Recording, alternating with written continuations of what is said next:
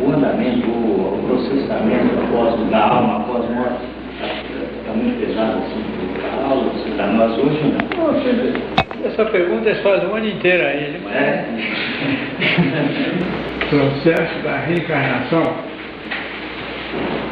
seria o comportamento da alma após a morte que estaria dentro da reencarnação, né?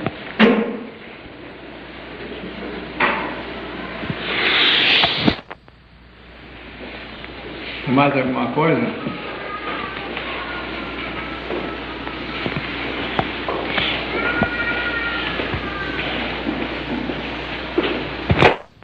Os elementos que é constituído.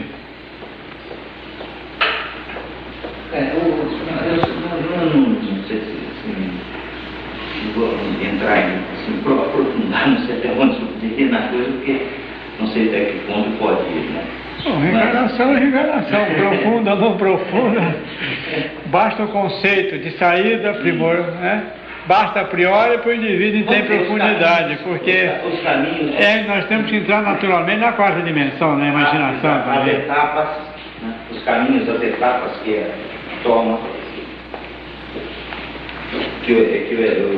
a alma toma, então, de aperfeiçoamento até o retorno novamente. Sim, sim.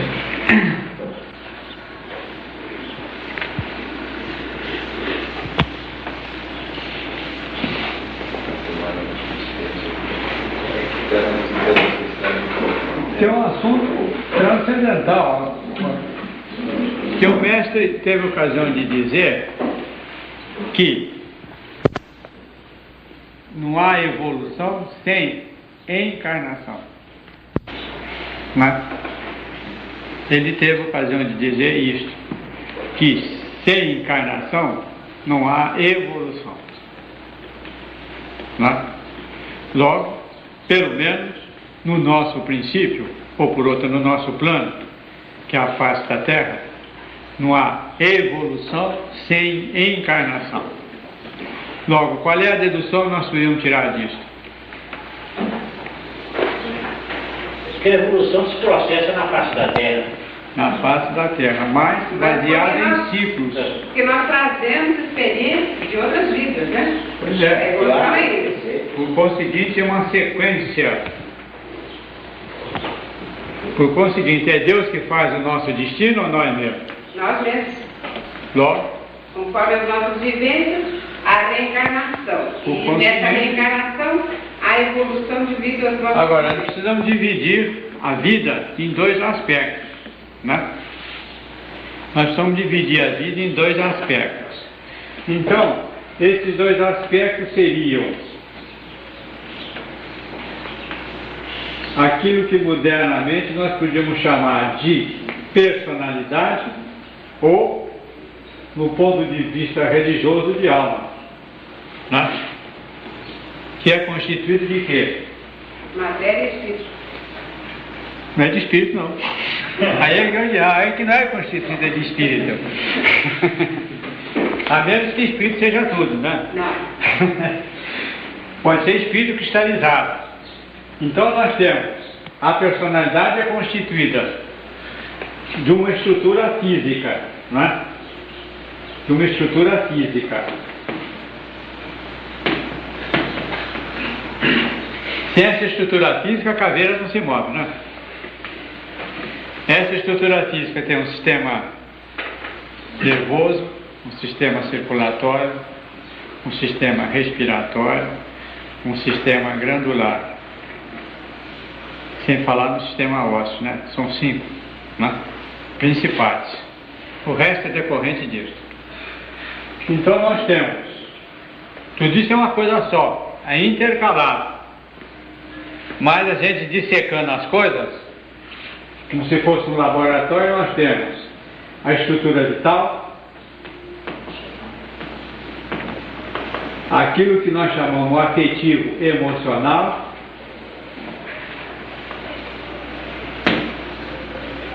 e o que nós chamamos de mental concreto. Mental concreto é esse mental intelectivo. Mais imaginário do que objetivo, né? Esse mental concreto, esse mental repetitivo. O indivíduo repete muito os relatórios dos outros, mas que dele não dá nada, né? E aí quando chega a ter uma ideia, tem medo de anunciá-la.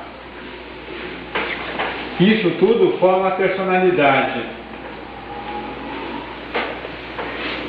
Forma aquilo que nós chamamos de alma. É constituído desses elementos aqui. Né? Nós temos um corpo físico. Esse corpo físico é constituído de glândula, que é mantido por energias universais, né? Raios solares, essas coisas todas, corpo vital. Depois nós temos esse corpo vital mais acelerado, com a frequência vibratória maior, entra no afetivo emocional, aquilo que nos afeta internamente, nos afeta interiormente. E tem a inteligência para orientar o afetivo emocional. Por isso nós somos animais racionais. Predomina o afetivo emocional. Há pouco discernimento, lá, por enquanto. O mental concreto vive em função do mental emocional. Se eu tenho um desequilíbrio orgânico, uma dor de dente tremenda, eu fico raciocinando. A inteligência é em função daquilo, em função do bem-estar. E toda a nossa civilização é a inteligência funcionando através do bem-estar humano. Logo, predomina o afetivo emocional. Além disso, tem os princípios, vamos dizer, imutáveis, são universais, que chamam do eu superior, que é constituído da inteligência do mental abstrato,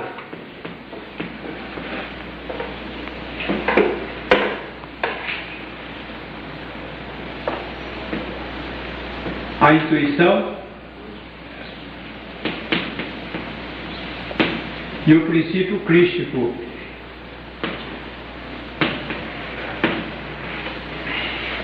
Que será a tríade superior. Por conseguinte, isso aqui nós vamos organizar com um quadrado. Isso aqui com uma tríade superior. Isso aqui existe em nós embrionariamente. Vamos dizer, como semente. É o que os orientais denominavam de bijam, como semente. A desenvolver. Pode não desenvolver. É como uma semente. Tem todas as substâncias. Mas umas podem desenvolver e outras não atrofiam. Desenvolve a hora que o senhor consegue dominar esses 4 elementos. A hora que puser, botar ela em ação. Enquanto não puser. Porque não se domina propriamente o quaternário. Porque se nós dominássemos o quaternário, o quaternário não evoluía, não sofreria transformação. Equilibrando, né? E não pelo processo da iniciação, o que se faz? Por isso existe a ritualística, pois diz que existem vários processos, meios de comunicação. Por quê?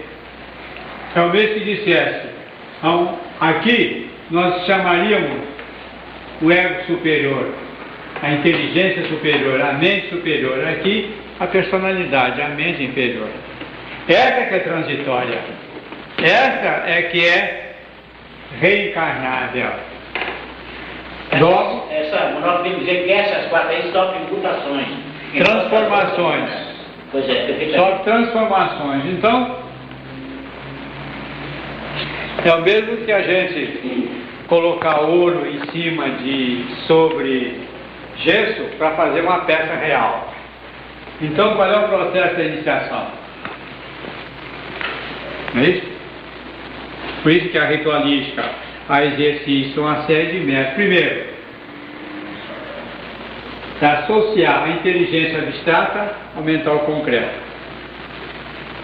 O indivíduo idealiza e realiza. Não fica idealizando, sonhando apenas. Não é isso? Tríade superior seria a consciência, Tudo é consciência, meu filho. Desde que toma conhecimento, tudo é consciência. A associação entre a inteligência abstrata, o mental abstrato e o mental concreto. É o gênio.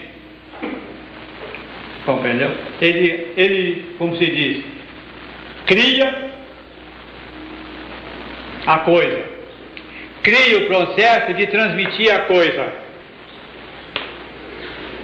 E cria o processo de fazer os outros entender a coisa. Ele criou a ideia. Depois cria um processo de transmitir a ideia. Depois cria um processo de fazer com que os outros entendam a ideia, que é o mais difícil. Então a iniciação é isso. É a associação da inteligência abstrata com a inteligência concreta. Depois a associação da intuição, ou como eu chamo o plano búdico, com afetivo e emocional. Dando o quê?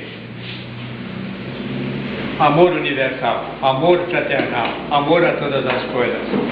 Esse aqui é amor egoísta, é animal. Eu penso em mim, mas não penso nos outros. Então, o indivíduo mais começa a ter senso, já penetrar nos planos superiores. Depois, esse princípio crístico se associa a esses dois. É um conjunto que forma uma coisa só. Um é contraparte do outro.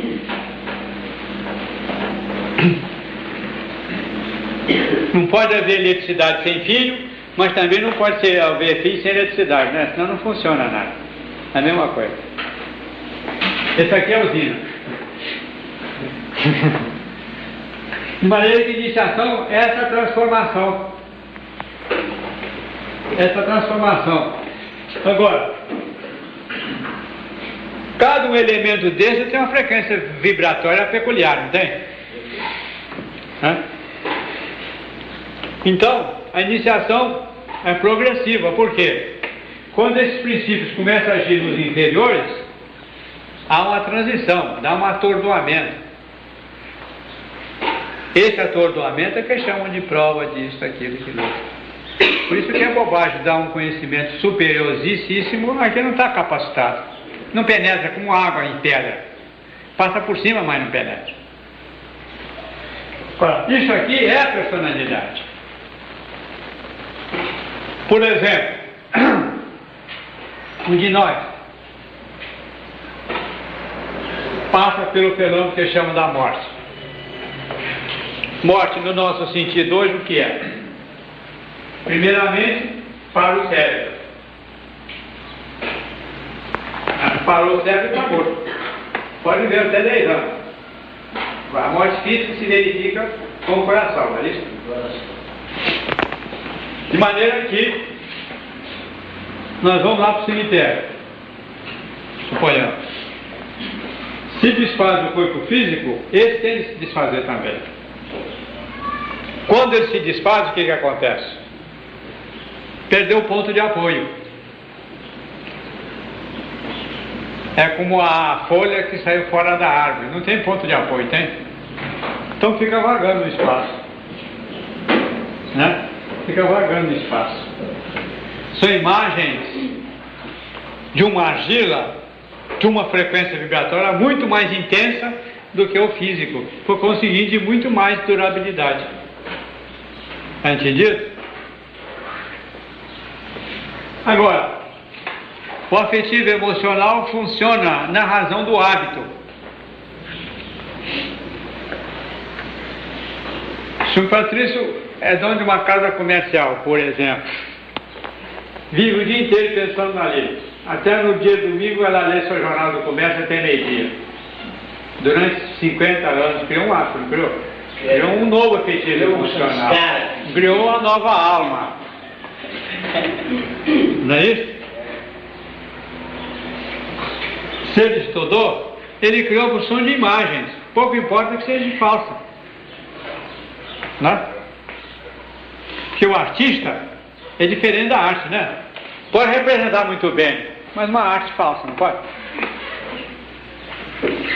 Então, o que acontece? O sujeito criou um hábito, vai para o cemitério, desaparecem esses dois elementos. O que está predominando? A vontade, é o afetivo e emocional. Então ele fica. aonde ele sempre viveu, onde ele sempre quis, onde ele adaptou o afetivo e emocional. Fica na casa comercial. Você chama a alma do outro mundo. Estão vendo? Ali, ele está fora do mundo limitado, não está? Se ele está fora do mundo limitado, ele não tem mais noção do tempo nem do espaço, tem? Portanto, tanto faz viver 10 anos como 1000, é a mesma coisa. Não? Não tem relógio, não tem que pagar aluguel. E se ele enterrou um tesouro ali no fundo do quintal, fica a roda do tesouro. Isso é que chama a alma do outro mundo aí, que vulgarmente tem esse mundo de lendas que a gente sabe por aí. Não é isso? Mas agora, onde é o mundo astral? Eu pergunto, onde é o mundo astral? Onde é o plano astral que ele chama? Quarta dimensão. Astral, astrologicamente ou etimologicamente, é debaixo do astro. Qual é o astro principal? É o Sol. Logo esse espaço vai daqui à Lua. Por isso que ele diz, o jeito que morre é igual a mãe de São Pedro, não sabe se está no céu ou na terra, né? Está para lá, para cá. É essa a região. E aí ele fica em estado de adormecimento, até que ele se desperte, que ele se reconheça no estado que esteja. Aí ele toma novamente, é conduzido, é atraído pela força da afinidade para uma família que esteja afim, para tomar a expressão física. Porque como é que vai evoluir se ele tem 2 elementos e precisa de 4?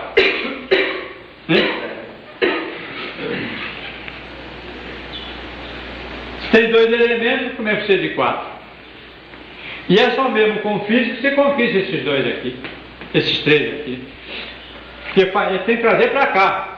O indivíduo tem que trazer esses 2 elementos para cá, para o físico, e não levar o físico para lá. E se ele quiser levar o físico para cá, o que ele tem que fazer? Tem que engolir um dinamite e deixar explodir, né?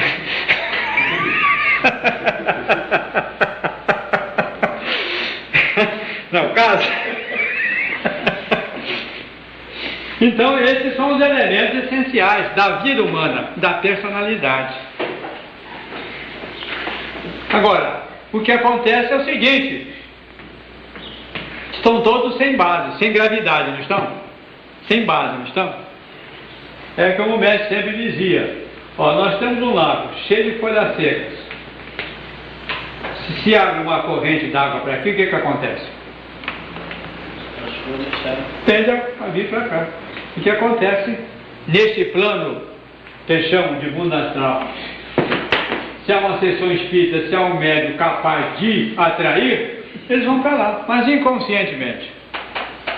Estão ainda vivendo as impressões que tinham quando tinham corpo físico. Mantém a memória. Não é isso? Mantém a memória. E daí?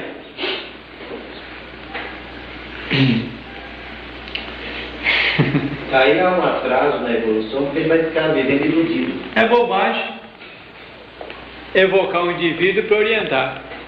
Ora, se eu nunca fui na África, eu nunca fui na Angola, como é que daqui eu posso dizer: ó, fulano, tem um Patrício escondido atrás da árvore, vai lá buscá-lo? Posso? Não posso. Então, a coisa tem que ser, logo, salvar uma criatura é dar condições para que ela tome expressão física.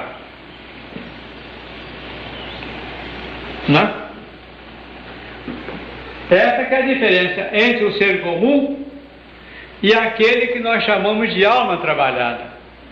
Porque adeptos a seres que constituem família justamente para dar corpo físico a indivíduo já trabalhado. Não é qualquer um. Aqueles que já têm base. Né? O que o senhor prefere plantar? Um pé de laranjeira? Uma muda de laranjeira? Ou um paralelepípedo para dar laranja? Tem que ir para o lado. Tem que ir para a laranja, né? Logo, Então daí, senhor pela explicação que o senhor está dando, daí o retorno dessas almas já com certa consciência, vir então para uma família também evoluir espiritualmente. De acordo, pode ser espiritualmente ou não espiritualmente, de acordo com a afinidade, com a bagagem que ele traz. Né? De acordo com a alma dupla. Porque o que é uma reencarnação? Não é o São Antônio da esquina que reencarnou como São Manuel de lá, né? Não é. O que é então?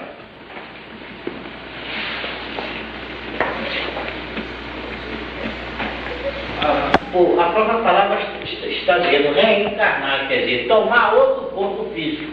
Não é tomar outro corpo físico, não. É fazer parte de um outro conjunto. Fazer parte de um outro conjunto. Porque a reencarnação é como diz o mestre. Eu não posso dizer que voltarei como Vidal. Posso fazer parte de um conjunto harmônico, em cujas tendências e afinidades se firmam. O indivíduo torna-se mais potente. Por isso que na natureza não há nada independente. Entendeu? Fisicamente hoje já se faz, né? Trabalho de equipe, né? É o mesmo que dissesse, pode reunir num elemento, de acordo com a orientação, 7 elementos ou 10, tudo aquilo forma um psíquico, uma nova coisa, né? Forma uma nova coisa. Nós podemos pegar, compreendeu? Centenas de papel de qualidades diferentes, não podemos? Hein? Jornal, papel de escrever, papel carbono, né? Meter no metabolismo todo, num processo químico, e fazer um novo papel. Esse novo papel é o carbono antigo? Tem substância, mas não é o carbono antigo. Não é o jornal antigo. Tem substância, tem elementos de maior valor. Porque aquilo que o papel jornal não tinha de valor, foi dissolvido. Entenderam o exemplo? O indivíduo pode ter, por exemplo, suponhamos 14 almas fundidas numa, mas foi selecionado os elementos de valor, porque o resto já foi dissolvido naturalmente. O que não tem conteúdo se desfaz, não tem durabilidade. Então é como se essa nova personagem fosse constituída de 14 átomos diferentes, digamos assim. Esses átomos podem ser cada um de natureza diferente. Aí então o que vem? Tudo isso, segundo os ensinamentos, tudo isso fica no nosso subconsciente, como tendências, como nidanas. Ora, se eu tenho no subconsciente elementos diferentes, heterogêneos, o que vai produzir? Em mim, conflitos. Esses conflitos é que tornam em mim uma infelicidade. Então o papel de iniciação é tornar esses elementos heterogêneos em homogêneos. Que são sementes, vamos dizer assim, de uma mesma só. É como se fosse uma cauda com substâncias diferentes. Os irmãos estão entendendo? Só tem uma propriedade, mas com a combinação de 2 ou 3 é outra propriedade diferente, né? Então isso forma a nova personalidade. Essa personalidade tem que ser trabalhada, tá? Por isso que diz o mestre, quando o discípulo começa a entrar no caminho, despertar tudo isto, isso tudo se manifesta em 4ª dimensão. Como? em sonhos não de natureza comum, mas de natureza transcendentais. E se não me engano, quem estudou bem esses assuntos sobre sonho foi Freud, se não me engano, sobre um certo aspecto, e atingia certa profundidade na personalidade da pessoa. Conseguinte, nós, vamos dizer assim, podemos ser um buquê de elementos, mas não um elemento só. Predominam o de maior vivência, o de maior intensidade. E a cada reencarnação esse processo se repete? Se repete numa progressão. O que é encarnação? O que nós chamamos de encarnação? É a junção desses elementos. Encarnação é a experiência de uma vida humana durante, vamos dizer, hoje, 63 anos. Né? Durante 63 anos. Ora, se o senhor vive uma vida intensa, não é isso? Como discípulo e como homem profano, o senhor viveu no fim de 63 anos uma vida, uma encarnação ou duas? Encarnação é valor, é unidade, é valor. É como indivíduo. Ele é médico, mas depois de ser médico e engenheiro. Tem a mesma experiência? Se ele é médico, engenheiro e advogado, já são três coisas, já são três encarnações aí, não são? Por isso, são assuntos que a gente tem que verificar pelo processo da inteligência abstrata e não pelo processo visual. Por isso que a ciência materialista não aceita certas coisas, porque não vê essas coisas no microscópio. E quando vê numa fotografia fica apavorada. Né? Aí inventa a opção de teoria para dizer o que é. Tá? Então, há um filósofo aí, grego, se não me lembro, não sei. Então ele dizia que vivia para conhecer a si próprio, né? Com os elementos, as suas tendências. Transformar-as do passado e criar do futuro. Se o nosso mestre nos deu uma filosofia do vir a ser, o que ele está fazendo? Nos preparando para uma reencarnação não igual à de hoje, mas de um plano superior. Se tu morre como homem, nasce como discípulo, morre como discípulo, encarna como adepto. Nessa sequência, sempre ampliando o elemento, o valor humano. Por isso, que embora parecendo um absurdo, quando o indivíduo atinge uma certa evolução, ele tem medo de perder o corpo físico.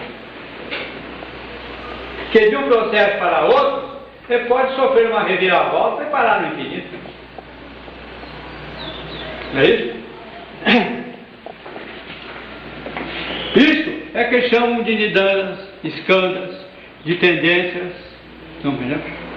Por isso que tudo isso está dentro de nós. Por isso que no tempo, na ritualística, usa-se músicas especiais, que chamam de mantra. Por quê?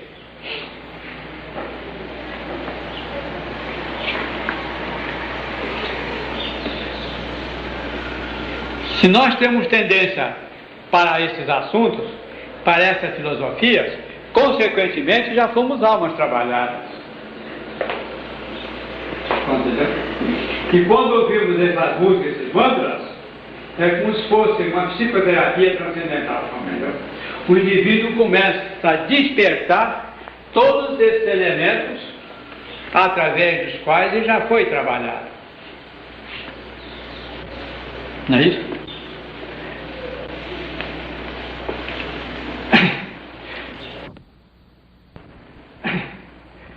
Daí o valor da medicina psicossomática. tem efeito no físico, mas o psíquico quer desequilibrar. Geralmente o indivíduo cheio de problemas, por exemplo, ele tem uma mente tranquila?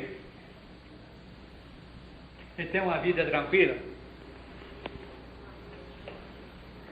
Por exemplo, nos comércios, mas você almoça ou janta pensando em mil negócio, correndo, etc. Os músculos estão todos reservados, o alimento passando ali não dá úlcera, não esfola, machuca. Presença física? Provoca não doença. Provoca. O efeito é físico, mas a causa é psíquica. A mente tem que usar o quê? Tem que limpar o seu lobo áurico. Porque tudo isso está como tendências em torno dele. Está em conflito.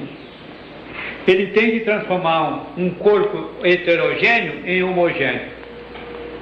É essa que é a grande dificuldade. Por isso que na iniciação o indivíduo não pode afiançar. Eu hoje sou isso, mas daqui a 10 anos serei aquilo. Porque muitas tendências estão incubadas e com a própria depuração psíquica, tudo isso vem à tona. Enquanto ele não expire isso, ele não fica livre disso. É isso que chamam de prova. Isso aqui é o dragão de umbral, esse conjunto. Né? Então, o processo é esse, até que ele atinja esses princípios todos. A iniciação é um processo de abreviar, porque normalmente ele conquistaria isso através dos milênios, através das raças, através das cadeias, através do universo. Mas a iniciação é uma espécie de abreviar o assunto para aqueles que querem. É uma espécie de vestibular da evolução.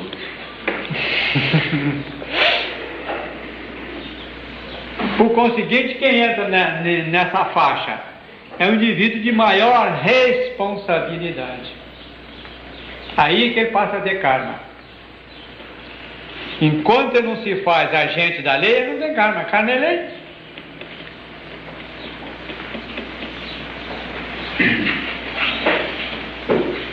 Karma é lei universal, é lei de Deus. Só aqueles que trabalham para Deus é que tem karma. Que estão vigiados, digamos assim, tem uma programação. Essa programação é lei. Se é uma programação por um determinado tempo, se ele fugir dessa programação, ele está contrariando. Está criando elementos negativos e não elementos positivos. De maneira que a reencarnação é esse o processo geral, comum. Com o discípulo a coisa é diferente. Com o discípulo a coisa é diferente. Aí, ele já tem um elemento que é responsável. É como um filho tem o pai como responsável. Não. Por isso é que diz que o Papa abençoa até a terceira geração. Que o discípulo é responsável pela evolução dos pais, dos irmãos e dos filhos. Pai uma geração anterior, irmãos uma geração presente e filhos uma geração futura. Então aqui o trabalho é diferente. Por isso que fala no mundo do Ginas, no mundo de Duarte, de Ananda, etc. Porque os discípulos, mesmo no desastre, só perdem o físico. Esse conjunto é mantido para reencarnar o mais depressa possível. O mais depressa possível. Para continuar até que ele faça essa fusão aqui. Se nós temos 90% mental concreto, 10% mental abstrato. A proporção que a gente vai evoluindo através da pesquisa, por isso que manda a gente meditar, mas não é meditar em besteira, é resolver equações. Por isso que o nosso mestre, por exemplo, em vez de dar uma verdade do futuro, que ele sabe que a turma ainda tem mental concreto, imagina coisas certas, deturpa, portanto, então ele dá coisa na terceira dimensão, das figuras, como se fosse uma mitologia do futuro. A proporção que o indivíduo vai analisando, estabelecendo relacionamentos, fazendo pesquisas, então ele vai entrando em profundidade, já vai vendo. Aquele primeiro quadro tem 3 cores, por que 3 cores? E por aí vai.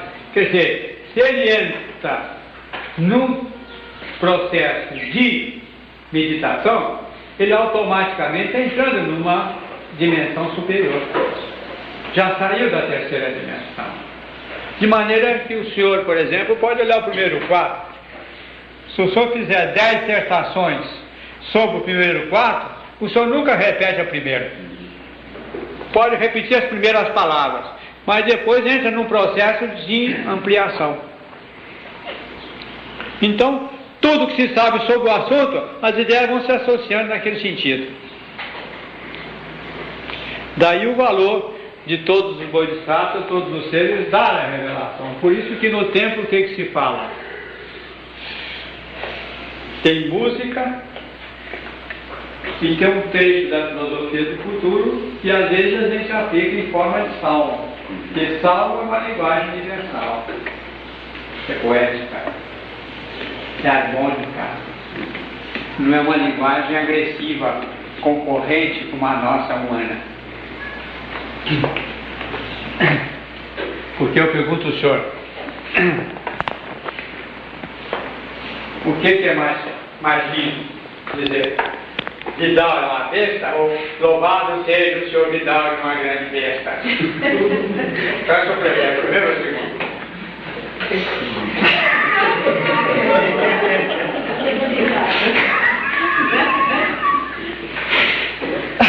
Então, use essa linguagem. Essa linguagem vai ficando no nosso inconsciente. No nosso inconsciente.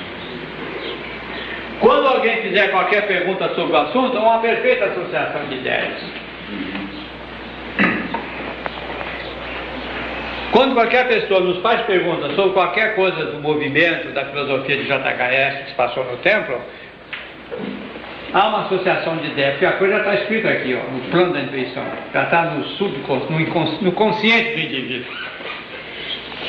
Às vezes é uma data importante, por exemplo, vamos supor, às vezes houve um grande cerimonial no movimento aqui na obra do templo, no dia 25 de agosto de 1950.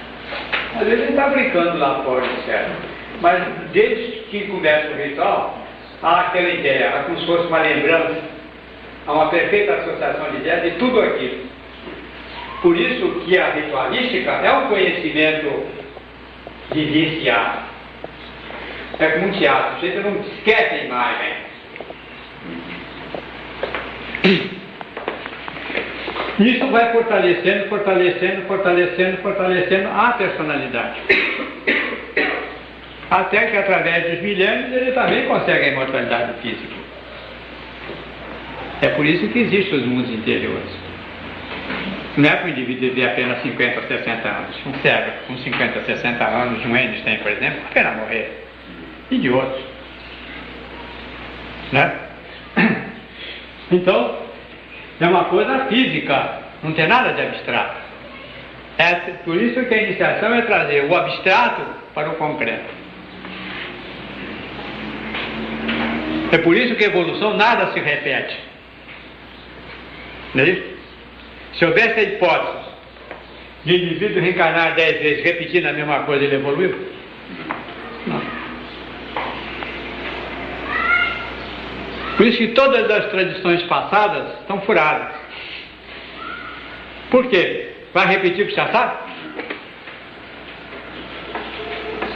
E agora o processo é a união perfeita entre os conceitos abstratos com os conceitos concretos. A ciência oficial, a ciência humana, já está mantendo contato com a ciência transcendental. Já está entrando no cultismo. Já está entrando no ultrassom, que é o quinto princípio, né? Que é o quinto elemento. Até diz André já cria tomate até com música, né? Já está provado que as plantas sentem. Tudo isso tem frequência vibratória. A frequência vibratória maior ou menor determina a vibração do indivíduo e do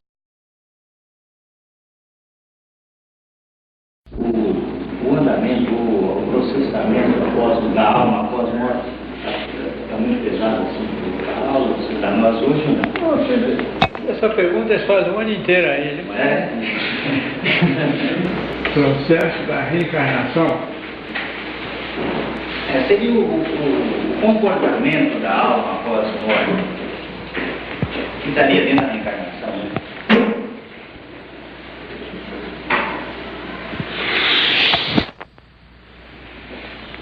Mais alguma coisa?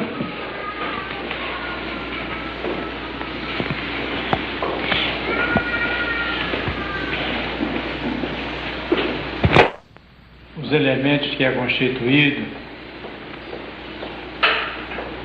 Eu não sei se vou entrar assim, aprofundar, não sei até onde subir na coisa, porque não sei até que ponto pode ir, né?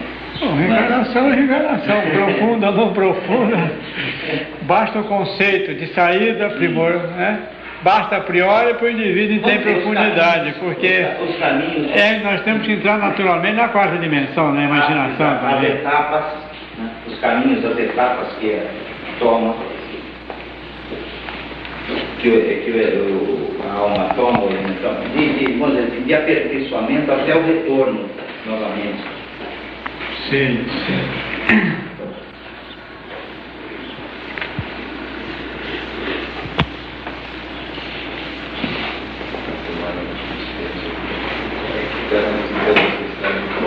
Tem um assunto transcendental que o mestre teve ocasião de dizer que não há evolução sem encarnação. Mas ele teve ocasião de dizer isto, que sem encarnação não há evolução. Né? Logo, pelo menos no nosso princípio, ou por outro, no nosso plano, que é a face da Terra, não há evolução sem encarnação.